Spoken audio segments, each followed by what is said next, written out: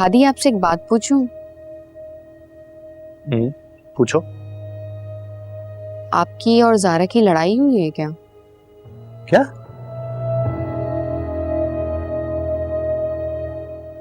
तुम ऐसा क्यों कह रही हो? पता नहीं हादी, मुझे ऐसा लगता है कि जारा बहुत बदल गई है। जारा ने कुछ कहा है तुम्हें? हादी, अगर मैं कुछ बताऊंगी आपको, आप वादा करें आप जारा से कोई शेयर नहीं करेंगे।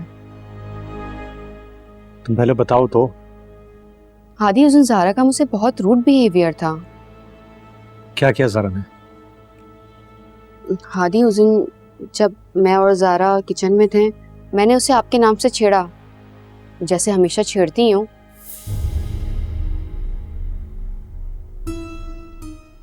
और वो इस बात पे खुश होकर शर्मा जाती थी, मगर इस बार तो उसने मुझे झड़क दिया।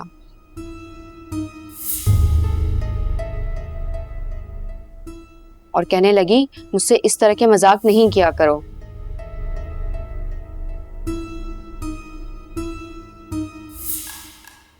मुझे नहीं पसंद कि मुझे किसी के नाम से छेड़ा जाए।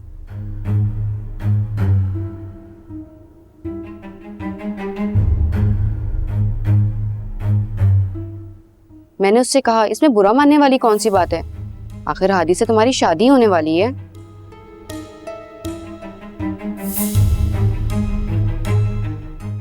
उसने बहुत प्राउडली कहा कि मेरा फिलहाल अभी ऐसा कोई इरादा नहीं है।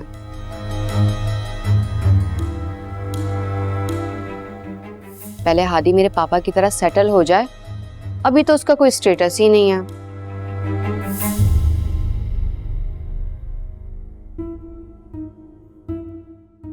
फिर मैं सोचूंगी इस छोटे से घर में आना है या नहीं।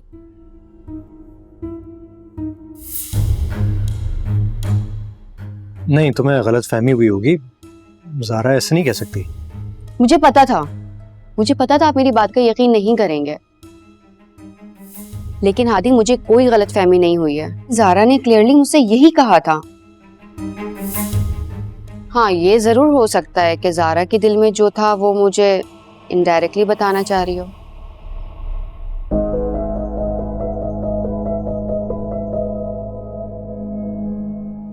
मुझे लग रहा था कि जारा उस दिन आपको इग्नोर कर रही थी।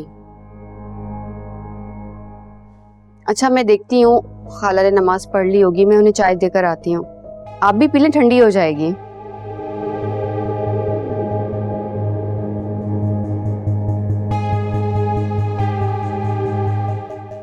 जारा ऐसी बात कभी नहीं कह सकती, लेकिन ये भी सच है कि वो मुझे इग्नोर कर रही थी।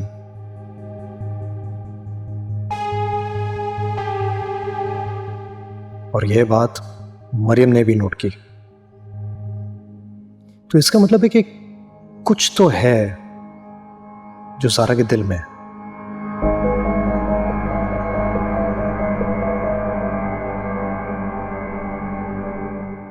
उसका मूड खराब था उस रोज, लेकिन ऐसा क्या हुआ? पैसा दौलत तो जारा के लिए बेमायने है। फिर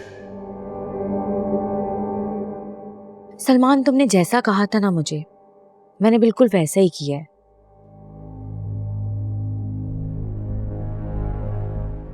मगर मुझे नहीं लगता कि ये फराह बेगम इतनी आसानी से मानने वाली है।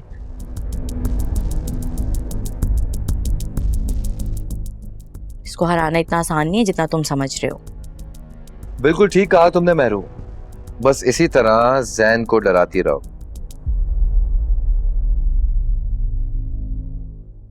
देखना, रिजल्ट हमारे हक में आएगा। अच्छा सलमान, वो तुमने वकील से मेरे तलाक के पेपर्स रेडी करने का बोल दिया है?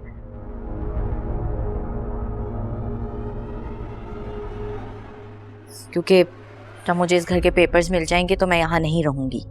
हाँ हाँ मेरी जान, मैंने वकील साहब से बात कर ली है।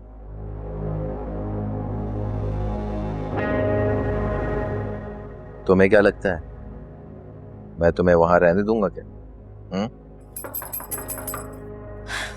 जैन, तुम तुम्हें कितनी बार कहा है कि तुम अंदर नहीं आ सकते? क्यों तंग कर रहे हो? जाओ यहाँ से। मैं प्लीज दरवाजा खोलो, मैं हूँ। सलमान, सलमान मैं तुमसे बाद में बात करती हूँ। अल्लाह हाफिज।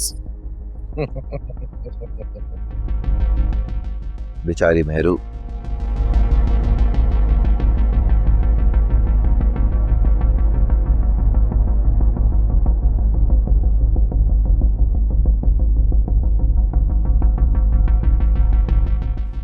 क्यों आई हैं आप यहाँ? और ये खाना क्यों लेकर आई हो तुम? कहा था तुम्हें किसी ने? नसीन, खाना रख दो और जाओ।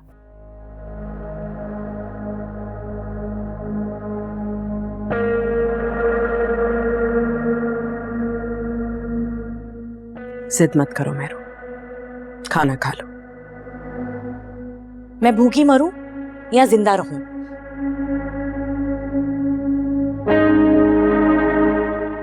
आपको मेरी फिक्र करने की कोई जरूरत नहीं है। क्या वक्त आ गया है मुझ पर। ज़ैन की औलाद के लिए मुझे इस लड़की के नखरे उठाने पड़े जिसको मैं मुंह भी ना लगाऊं। स्टॉप बीइंग डिफिकल्ट, प्लीज खाना खा लो।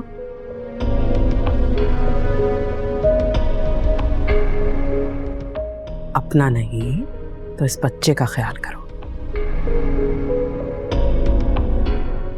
तुम्हारा भूखा रहना इस बच्चे के लिए ठीक नहीं है।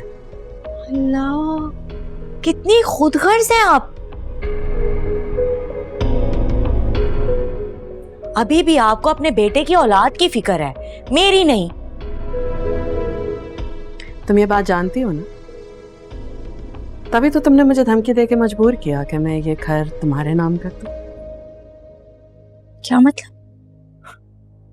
प्लीज मेरू, अपना यह नाटक बंद करो, बहुत हो गए।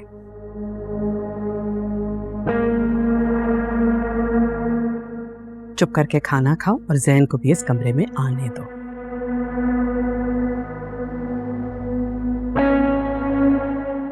तुम्हें इस घर के पेपर मिल जाएंगे।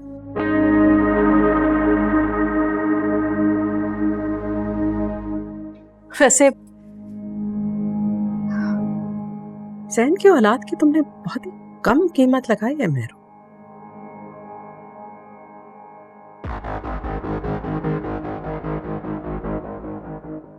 लेकिन तुम्हारा इसमें कसूर नहीं है। तुम्हारी जितनी औकात है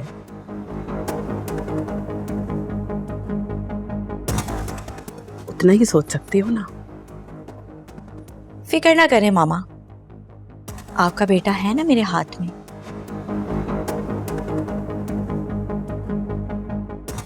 इसलिए मुझे तो फिक्र करने की कोई जरूरत नहीं।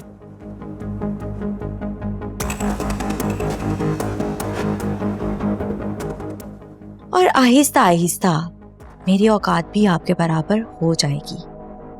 शायद आपसे ज्यादा भी हो सकती है ना?